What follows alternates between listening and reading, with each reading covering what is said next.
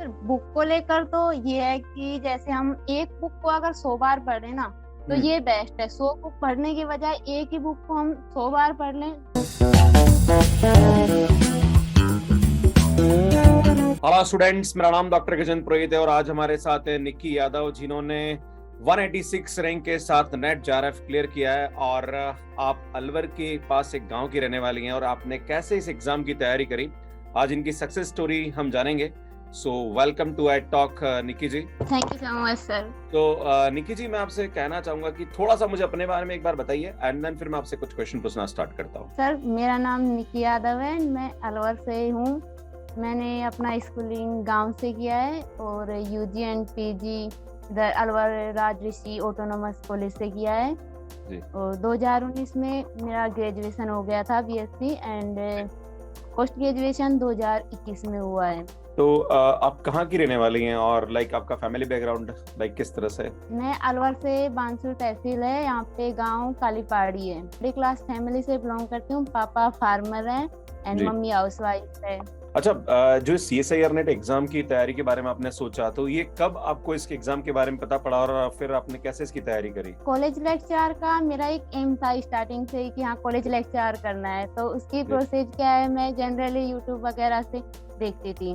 But कि net की coaching जैसे हमेशा से माइंड में रहता था कि डेली जाकर ही नेट की तैयारी हो सकती है, तो वो चीज हमारी फाइनेंशियल कंडीशन वो चीज अफोर्ड नहीं कर सकती थी। इस वजह से स्टार्टिंग में मैंने नेट का सोचना बंद कर दिया और मैं जैसे CGL लाइन थी इस लाइन में चली गई जी। देन धीरे धीरे फिर जैसे BSc कंप्लीट हुआ तो वही प्रॉब्लम आई, फाइनेंशियल इशू की प्रॉब्लम आई थी, तो हम बाहर नहीं जा सकते थे जी। तो इस वजह से हमने फिर धीरे धीरे आपके यूट्यूब चैनल जैसे जैसे यूट्यूब पे हम BSc करते थे तो वीडियो सर्च करते थे, तो जैसे ही कोई भी टॉपिक डालो BSc का तो सबसे पहले ऊपर ही ऊपर आपका वीडियो आता था जी। तो हमने वहां से उसके जरिए ही हमने वहां से BSc किया। धीरे धीरे आपके जितने यूट्यूब पे कंसेप्ट वगैरह थे उन सब से BSc हो गया। फिर उसमें आपका एक ऐड आता था नेट का कि आप अनअकैडमी के टॉप एजुकेटर हैं और आप नेट की तैयारी कराते थे, तो हमारे तो बेस्ट एजुकेटर थे आप शुरू से, क्योंकि हमने BSc भी आपके जरिए ही की थी जी। तो इस वहां से हमने पता चला कि आप नेट का तैयारी करवाओगी, तो हमने वहां से अनअकैडमी ज्वाइन किया। MSc में एडमिशन लिए थे, तब फाइनल हो गया था कि अब तो कोई इश्यू भी नहीं है, सर के साथ है तो नेट की तैयारी इजीली हो जाएगी। तो तभी सोच लिया कि हमें नेट की तैयारी करनी है। मैं आपसे एक और प्रश्न पूछना चाहता हूँ कि जिस तरह से आप बता रही हैं कि आप गवर्नमेंट स्कूल से पढ़ी हैं और लाइक अलवर में कॉलेज से पढ़ी है, तो लाइक एक बैकग्राउंड बहुत बड़ा इशू होता है, क्योंकि आप लाइक हिंदी मीडियम के साथ तैयारी कर रही है, इंग्लिश मीडियम के साथ तैयारी कर रही है, तो क्या आप, क्योंकि आपका जो एजुकेशन मुझे लगता है हिंदी मीडियम में रहा होगा, तो क्या आपको चैलेंजेस आए CSIR नेट? क्योंकि बहुत सारे बच्चे बोलते हैं कि सर मैं हिंदी मीडियम का हूं, मैं नेट की तैयारी कैसे करूं? तो उन लोगों के लिए आपके क्या सजेशंस हैं? मैन मीडियम का बहुत ज्यादा इफेक्ट होता है। जनरली कोचिंग हो या बुक्स हो सब इंग्लिश में ही होती हैं। आफ्टर BSc के बाद सब इंग्लिश में चलता है और हम सब से हिंदी मीडियम से हैं, तो हमें लैंग्वेज का बहुत प्रॉब्लम हुआ कि इंग्लिश में कैसे करेंगे, क्वेश्चन इंग्लिश में आएंगे तो कैसे अटेम्प्ट करेंगे। पर आपके जरिए सब इजी हो गया। बिल्कुल यूट्यूब पे आपका हिंदी में मिलता था सब। हाँ, मतलब मैं कंटेंट इंग्लिश में लिखता हूँ पर उसको एक्सप्लेन हिंदी में करता हूँ, इवन हिंदी में इस तरह से पढ़ाता हूँ जी जी जी। तो वहाँ से हमारा लैंग्वेज का सिंपल हो गया कि लैंग्वेज से कोई प्रॉब्लम नहीं होगी जी जी। बहुत सारे बच्चे क्या CSIR नेट एग्जाम की तैयारी करते हैं और लाइक रहता है कि सर हमने 3 अटेम्प्ट दे दिए, 4 अटेम्प्ट दे दिए, अभी तक मेरा नेट क्लियर नहीं हुआ। तो लाइक क्या ऐसा भी आपको फील हुआ था, क्योंकि जब फर्स्ट अटेम्प्ट दिया था तब आपका स्कोर नहीं हुआ?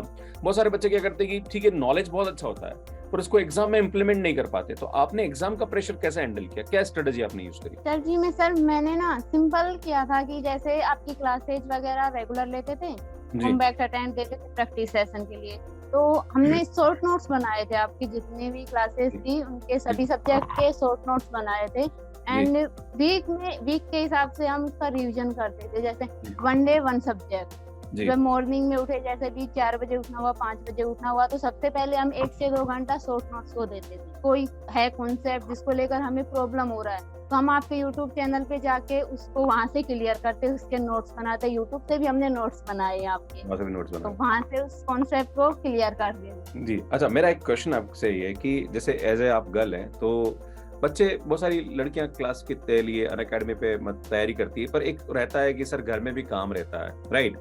तो लाइक आप कितना घंटा पढ़ती थी और घर में कितना काम करना पड़ता, क्योंकि फैमिली सब थोड़ा रहता है कि हाँ छोटी मोटी हाँ लाइक सर। रिस्पॉन्सिबिलिटी रहती है, तो उसके लिए आप क्या मतलब कैसे मैनेज करती थी चीजों को? इस चीज के लिए सर मैं खुद को लक्की मानती हूँ कि मेरे को फैमिली सपोर्ट रहा है। इस चीज की मुझे कभी प्रॉब्लम नहीं हुई कि घर का काम करना है या फिर बाहर करना है, तो हमेशा इस चीज को फैमिली सपोर्ट किया। उन्होंने घर का काम बिल्कुल नहीं करवाया, तो मेरे को टोटल टाइम पढ़ाई का देते थे। फिर कितना तो पढ़ना है पढ़ लो, कम आपकी कर फैमिली लो। को हैट्स ऑफ है कि यार मतलब आप तैयारी कर रही हो और आपको पूरा सपोर्ट कर रही है, दैट्स गुड। निकी जी, एक और चीज बोलना चाह रहा हूँ कि सीएसआईआर नेट एग्जाम के बारे में एक थोड़ा सा मिसपरसेप्शन होता है कि लाइक बोलते हैं कि अरे इस एग्जाम की तैयारी करके क्या कर लोगे, कोई मतलब नहीं है ना। तो क्या आपको भी ऐसे कुछ लोगों ने बोला या लाइक आपको भी ऐसा कुछ सुनने में आया? कभी आप भी इसको सुन के कभी डिमोटिवेट हुई और आपने उसको कैसे मैनेज किया? हाँ सर, कभी कभी इस चीज को लेकर स्ट्रेस होता है कि आगे कुछ फ्यूचर बने या नहीं बने। इसमें आगे क्या है कि सर टाइम थोड़ा लेंथी लगता है इसमें, जी, और जी। इतना टाइम फैमिली देगी या नहीं देगी। तो जब भी हमारा थोड़ा स्ट्रेस होता था या टेंशन होती थी, तो हम आपके यूट्यूब चैनल पे जो आप Sunday to Sunday motivational videos बनाते थे, जी। किसी ना किसी वे में आप भी मोटिवेट करते रहते थे। थ्रू आउट आपके फैक्ट तो थे, उनसे हमें मतलब इन सब चीजों को ही कोई प्रॉब्लम होती है तो उसको सोल्व करने की हिम्मत मिलती थी। जी, जी। अच्छा निकी जी, मैं आपसे एक और चीज कहना चाहता हूँ कि जो सीएसआईआर नेट का एग्जाम होता है उसके अंदर पार्ट सी एक थोड़ा चैलेंजिंग रहता है, राइट?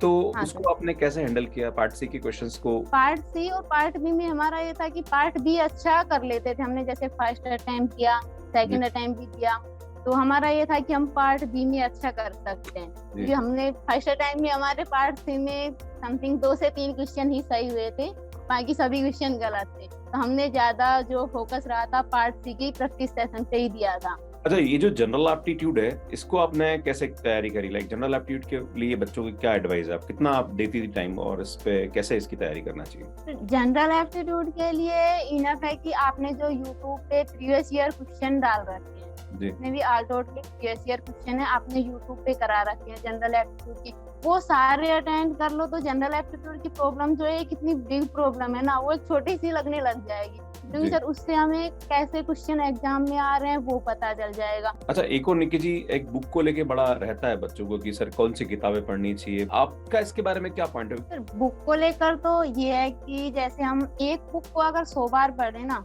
तो ये बेस्ट है। 100 बुक पढ़ने के बजाय एक ही बुक को हम 100 बार पढ़ लें।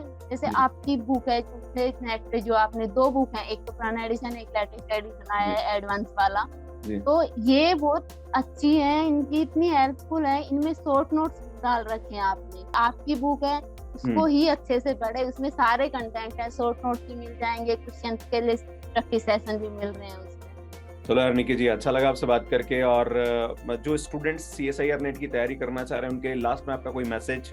मैं उनको ये कहना चाहूंगी कि जो भी वो पढ़ते हैं, जैसे रेगुलर, एक तो रेगुलर क्लास, सबसे मेन तो ये है कि रेगुलर क्लास अटेंड करें, जितने भी प्लस क्लास हैं और जितनी भी कॉम्पैक्ट है, कॉम्पैक्ट जितनी ज्यादा अटेंड करेंगे आपकी उतनी ही हेल्पफुल है। इनके साथ आपकी प्लस क्लास से वो शॉर्ट नोट्स बनाएं और पर डे एक सब्जेक्ट को रिवाइज करें। तो वीक में इजीली 7 दिन में 7 सब्जेक्ट हो जाएंगे। कुछ सब्जेक्ट ऐसे हैं कि अगर एक दिन में 2 से 3 सब्जेक्ट के शॉर्ट नोट्स भी हो जाएंगे। थैंक यू निकी जी, और मैं चाहूंगा कि जीवन में आप और भी आगे बढ़े और आप अपने माता पिता का नाम रोशन करें और आप और भी सफलता मैं यही भगवान से प्रार्थना करूंगा। ठीक है Niki ji, thank you so much and God bless. Thank you so much. तो ऐसे अगर आप सीएसआईआर नेट की तैयारी करना चाह रहे हैं और अनअकैडमी पे आप मुझसे पढ़ना चाह रहे हैं तो अनअकैडमी पे आप सब्सक्रिप्शन ले सकते हैं। अभी ऑफर चल रहा है और ये ऑफर जो है ये 25% ऑफ का है। अगर आप मेरा referral code GP sir use करते हैं और अनअकैडमी पे सब्सक्रिप्शन लेते हैं 30 नवंबर तक, मतलब ये 30 नवंबर से पहले तक अगर आप सब्सक्रिप्शन लेते हैं तो यहां पे आपको 25% का ऑफ मिलेगा। ये प्राइजेस हैं, अराउंड 4,000 to 6,000 तक का यहां पे डिस्काउंट है, तो आप इसका बेनिफिट ले सकते हैं। मेरा कोड जीपी सर जरूर यूज करिए। अगर आपको अनअकैडमी पे सब्सक्रिप्शन लेना है तो यार यहां जाके आप वीडियो देख सकते हैं कैसे आप सब्सक्रिप्शन यहां पे ले सकते हैं। लिंक आपको डिस्क्रिप्शन में भी मिल जाएगा। Thank you, bye bye.